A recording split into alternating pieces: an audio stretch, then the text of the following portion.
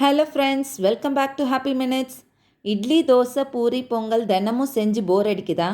சமையல் செய்ய போர் அடிக்கிற நேரத்தில் சட்டுன்னு ஒரு ஹெல்த்தியான ரெசிபி, பெரியவங்கள்லேருந்து குழந்தைங்க வரையும் சாப்பிடக்கூடிய ஒரு ரெசிபி.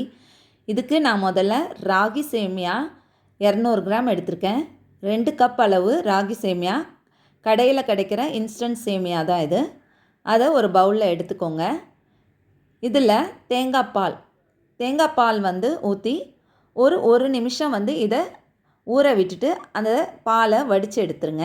இப்போது புட்டு மேக்கர் எடுத்து அதில் இருக்க ஜல்லடை அச்சை முதல்ல போட்டுட்டு, இப்போ தேங்காய் பூவை நான் திருவி வச்சுருக்கேன். அதை முதல்ல ஈவனாக ஆட் பண்ணிக்கலாம்.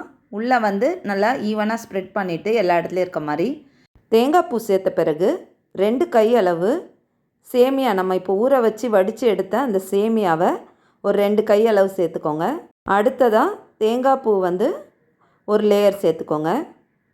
திரும்பவும் ஒரு 2 கையளவு நம்ம சேமியா சேர்த்துக்கலாம். அதுக்கு அடுத்ததாக நம்ம தேங்காய் பூவை நடுவில் ஆட் பண்ணிக்கலாம். இந்த தேங்காய் பூ நடுவில் ஆட் பண்ணுறது தான் நமக்கு லேயராக ஒரு லேயராக புட்டு பிரிஞ்சு வரும். ஃபைனலாக இன்னும் 2 கையளவு சேமியா சேர்த்துக்கிட்டு கடைசியாக ஒரு லேயர் தேங்காய் பூ சேர்த்துக்கலாம். நம்ம இந்த சேமியாவை சேர்க்கும் போது ரொம்ப டம்ப் பண்ணி சேர்க்கக்கூடாது. அப்படி சேர்த்திங்கன்னா ரொம்ப கல் மாதிரி உங்களுக்கு வரும் புட்டு. அதனால் எப்போவுமே ஒரு லூசனாக நம்ம உள்ளே லேயர்ஸ் போடணும். அப்போ தான் நமக்கு புட்டு பர்ஃபெக்டாக வரும். நமக்கு இல்லைனா ஒரு மாதிரி கல் மாதிரி வந்துடும்.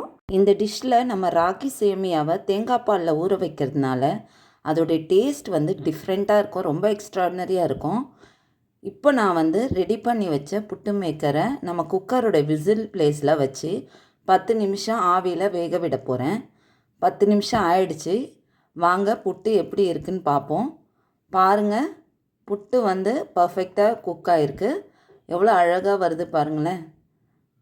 சூப்பராக நமக்கு புட்டு ரெடி ஆகிடுச்சு. இதில் நம்ம தாராளமாக தேங்காய் பூ போட்டு உங்களுக்கு பிடிச்ச மாதிரி நாட்டு சர்க்கரையோ இல்லை வெள்ளை சர்க்கரையோ வச்சு சாப்பிட்லாம். இப்போ நான் புட்டை உடச்சி காட்டுறேன். பாருங்களேன் எவ்வளோ நல்லா சாஃப்டாக வந்திருக்கு. இப்போ இந்த தேங்காய் பூவோட நாட்டு சர்க்கரையும் சேர்த்து சாப்பிடும் போது ரொம்ப டேஸ்டியாக இருக்கும். இதை உங்கள் வீட்டில் ட்ரை பண்ணிவிட்டு எப்படி இருக்குது எனக்கு கமெண்ட் பண்ணுங்கள். இந்த வீடியோ பிடிச்சிருந்தால் லைக் பண்ணுங்கள். ஹாப்பி மினிட்ஸை சப்ஸ்கிரைப் பண்ணிக்கோங்க.